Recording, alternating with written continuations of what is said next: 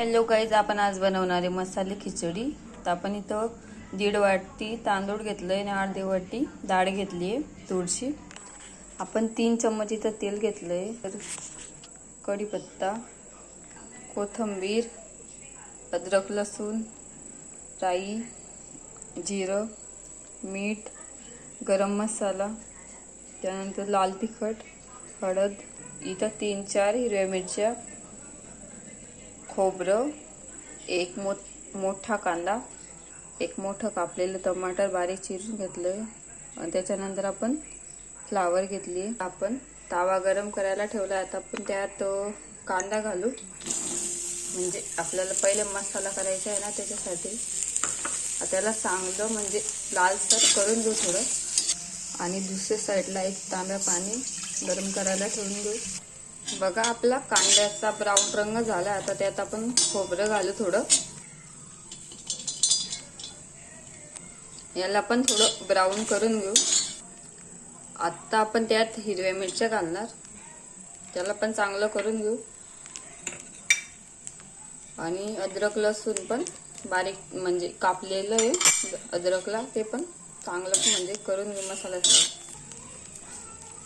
बघा, आपलं हे झालेलं आहे. आता याला मिक्सरच्या जार मध्ये काढून घेऊ आणि दळून घेऊ.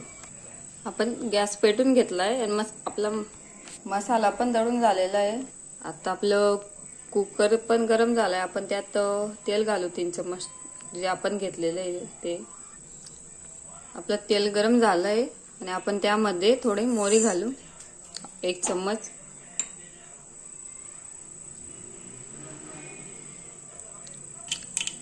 बघा, आपली मोहरी चांगली फुटून झाली. आता आपण त्यात जिरं घालू आणि कापलेली फ्लावर आणि थोडा कढीपत्ता. बघा, आपली फ्लावर ब्राऊन झाली चांगली. आपण आता त्यात कापलेला एक टमाटर, आपला टमाटर पण झाला आहे. आता आपण त्यात मसाला घालू जो आपण वाटलेला आहे तो.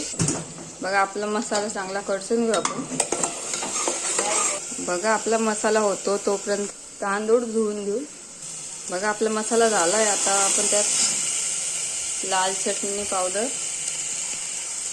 1 चम्मच, 1 चम्मच गरम मसाला, 1 चम्मच हळदी.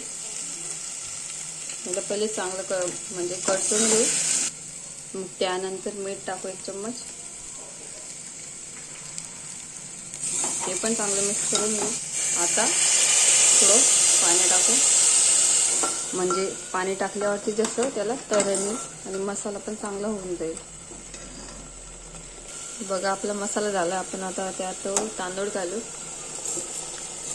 बघा, आपण गरम केलेलं पाणी टाकू त्यात.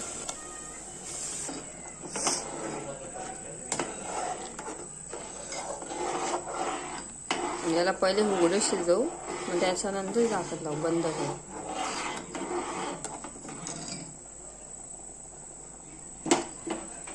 आता बारीक चिरलेली कोथिंबीर, थोडा सिक्रेट मसाला टाकू, थोडा मॅगी मसाला. बघा, चांगला उकळ फुटून झालेला आहे. आता आपण झाकण बंद करून घेऊ आणि 5 शिट्ट्या काढून घेऊ.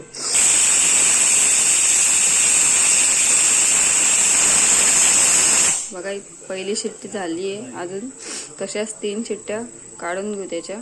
बघा, आपला मसाली पुलाव तयार आहे.